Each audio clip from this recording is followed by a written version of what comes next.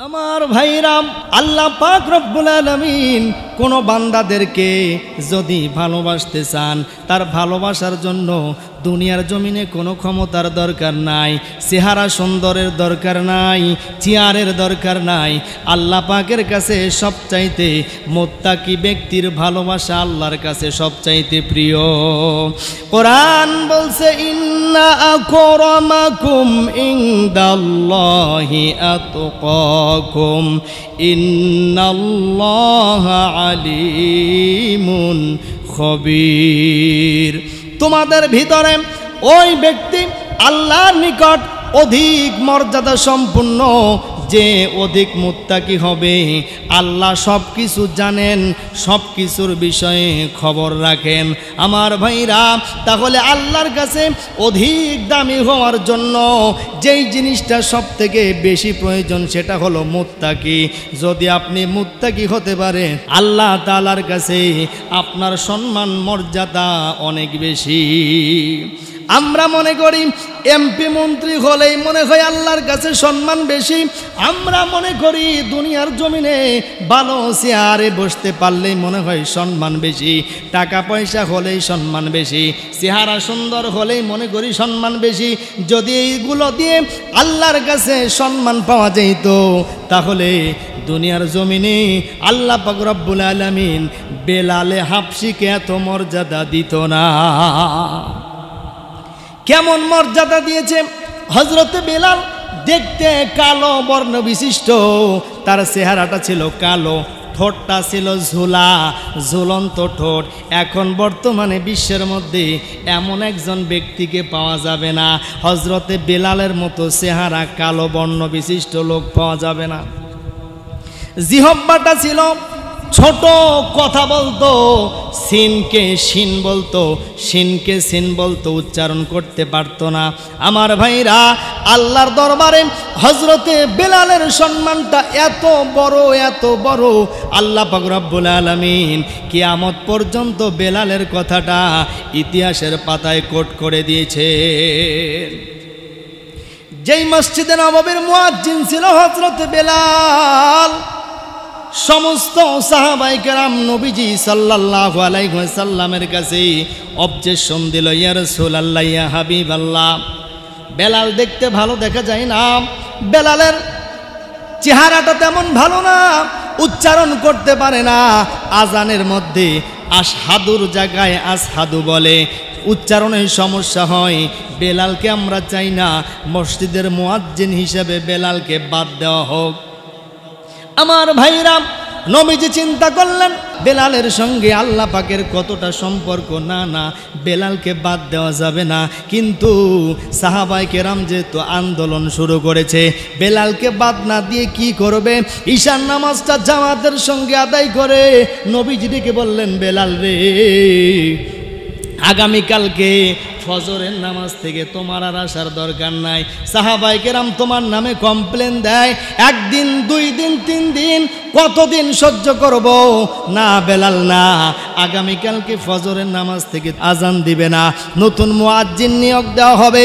আমার ভাইরা, কিতাবের লেখক লিখেছেন নতুন মুয়াজ্জিনের কথা। যখন নতুন মুয়াজ্জিন যখন নিয়োগ দেওয়া হবে, আমার ভাইরা সবাই মিলে একজনকে সিলেক্ট করলো, আব্দুল্লাহ ইবনে মাসউদ রাদিয়াল্লাহু তাআলা আনহুকে সিলেক্ট করা হলো।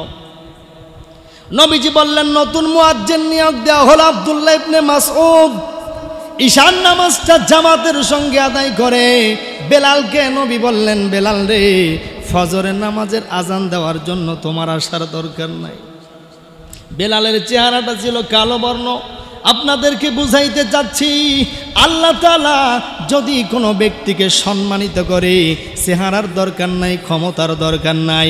ভাইরে, বেলাল যখন বাড়িতে চলে গেল, তাহাজ্জুদের নামাজের সময় হয়ে গেল, তাহাজ্জুদের নামাজটা শেষ করলেন, ডুকরে ডুকরে কাঁদে আর আল্লাহর কাছে বিচার দিয়ে বলতেছে, আল্লাহ, আমাকে তুমি কালো বানব বানাইছো, এটা আমার দোষ না, আমার ঠোঁটটা ঝোলা বানাইছো, এটা আমার দোষ নয়।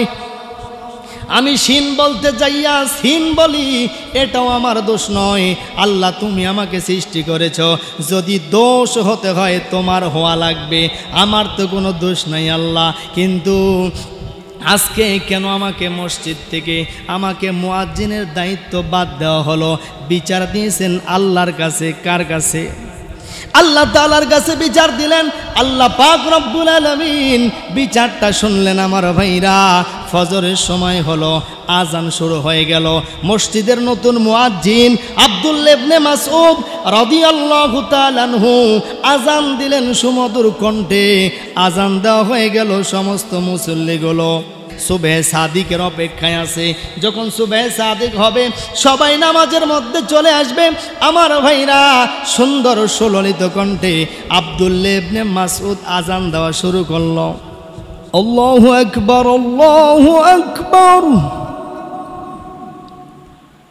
আল্লাহু আকবার, আল্লাহু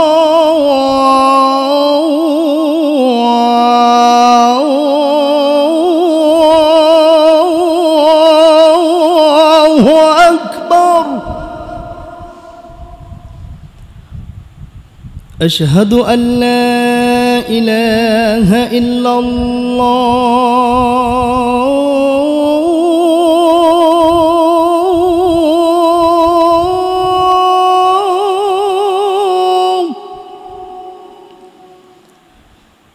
আশহাদু আল্লা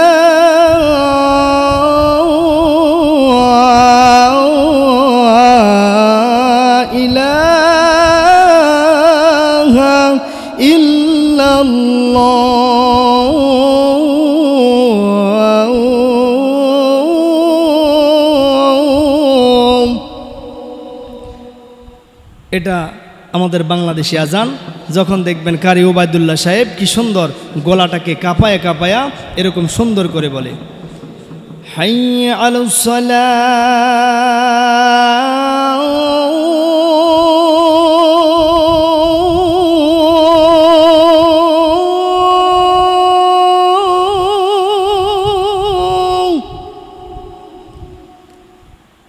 হাইয়া আলাস সালাহ,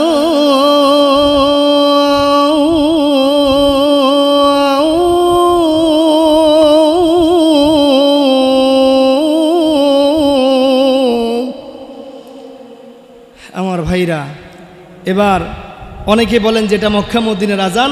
এবার দেখেন মক্কা মদিনায় কি সুন্দর আস্তে করে আজানটা ভেসে আসে। যখন রেডিও খুলবেন, টিভির মধ্যে দেখবেন আসরের সময় কি সুন্দর আজান ভেসে আসে। আল্লাহু আকবার, আল্লাহু আকবার,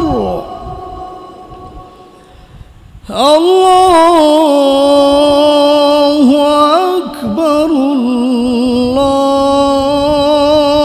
আল্লাহু আকবার। আমার ভাইরা, ফজরের নামাজের যখন আজান হয়ে গেল, এদিক থেকে সুবহে সাদিক হয় না, সমস্ত মানুষগুলো অপেক্ষা করতেছে। এমন সময় জিবরাইল ফেরেশতা বিশ্বনবী রাহমাতুল লিল আলামিনকে ডেকে বললেন, নবীজি সাল্লাল্লাহু আলাইহি ওয়াসাল্লামকে ডাক দিয়ে বলেন, ইয়া রাসূলুল্লাহ, ইয়া হাবিবাল্লাহ, আজকে কেন ফজরের নামাজের আজান এখনো হয় নাই? কেন ফজরের নামাজের আজানটা এখনো হলো না? নবীজি বলে, না না, আজকে তো নতুন মুয়াজ্জিনের মাধ্যমে আজান হয়ে গেছে। ফজরের নামাজের আজান হয়ে গেছে অনেক পূর্বেই, কিন্তু সুবহে সাদিক এখনো হয় না। এবার জিবরাইল ফেরেশতা বলে, ইয়া রাসূলুল্লাহ, আজকে আসমান পর্যন্ত আজানটা পৌঁছায় নাই। বেলালকে বলেন তাড়াতাড়ি আজান দেওয়ার জন্য। বেলাল আজকে আজান দেয় নাই, আসমানে বেলালের আজানটা পৌঁছায় নাই। বেলালের আজান শোনার পর সমস্ত ফেরেশতাগুলো নামাজের মধ্যে দাঁড়ায় যায়।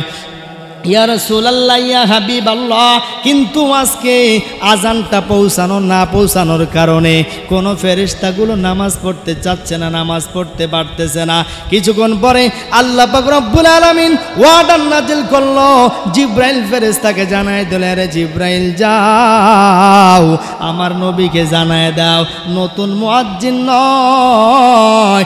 বেলাল যদি আজকে ফজরের নামাজের আজান না দেয়, বেলালের ফজরের নামাজের আজান না শোনা পর্যন্ত সুবহে সাদিক হবে না, কিয়ামত হয়ে যাবে, তারপরেও সুবহে সাদিক হবে না। আমার ভাইরা, বিশ্ব নবী ডাক দিয়ে বলেন, বেলাল রে আয় আয় আয়, আল্লাহ তাআলার দরবারে তোর আমলটা বড় কবুল হয়ে গেছে। আরে বেলাল আসো, তাড়াতাড়ি আজান দাও। তুমি আল্লাহ পাক আমাকে জিবরাইল ফেরেশতার মাধ্যমে জানাই দিল, যতক্ষণ তুমি বেলালের কণ্ঠে আজান না হবে ততক্ষণ সুবহে সাদিক হবে না। সাহাবাই কেরাম টেনশনে পড়ে গেল, নতুন মুয়াজ্জিন নিয়োগ দিলাম, মুয়াজ্জিন আজান দিল, কিন্তু সুবহে সাদিক কেন হয় না, সুবহে সাদিক কেন হয় না? নবীজি ডাক দিয়ে বললেন, জিবরাইল ফেরেশতা জানাই দিল, যতক্ষণ পর্যন্ত আপনার বেলাল তার ভাঙা কণ্ঠ দিয়ে, তার চেহারা কালো বর্ণ বিশিষ্ট হওয়া সত্ত্বেও বেলাল যতক্ষণ আজান না দিবে ততক্ষণ কিন্তু আল্লাহ তাআলা জানাই দিয়েছে সুবহে সাদিক হবে না। আরে বেলাল আয় আয় আয়, তাড়াতাড়ি মসজিদের মিম্বারে দাঁড়ায় যা আর ফজরের নামাজের আজান দিয়ে দে। সুবহানাল্লাহ। আমার ভাইরা, এজন্যই বলতেছিলাম, আপনার চেহারা থাক যা থাক আল্লাহ পাক রব্বুল আলামিনের কাছে ততক্ষণ পর্যন্ত আপনার মর্যাদা সম্মানটা বৃদ্ধি হবে না, যতক্ষণ পর্যন্ত আপনার ভালোবাসা আল্লাহর জন্য না হবে। কোরআন বলছে, কুল ইন্নাস সালাতি ওয়া নুসুকি ওয়া মাহইয়ায়া ওয়া মামাতি লিল্লাহি রাব্বিল আলামিন।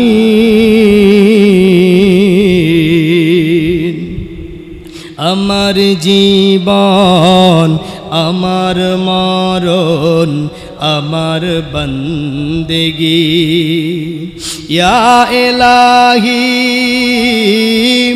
ইয়া ইলাহি কবুল করো আমার বন্দেগি, আমার জিন্দেগি।